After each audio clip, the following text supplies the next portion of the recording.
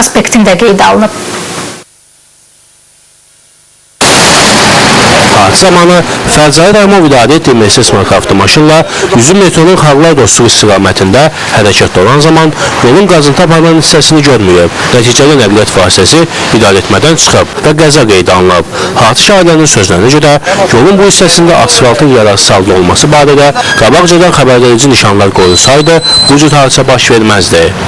Babək prospekti ilə normal sürətlə gəlirdi. Gözünüzə göz ki, burada heç bir sürətli bir yer yoxdur.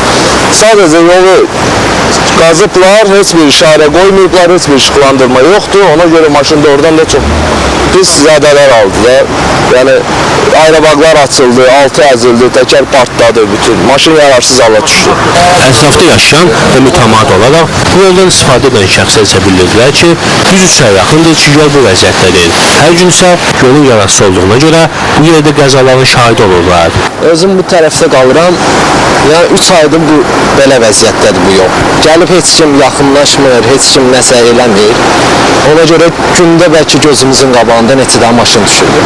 Özüm də təzə yama açılanda özüm də düşmüşdüm maşından.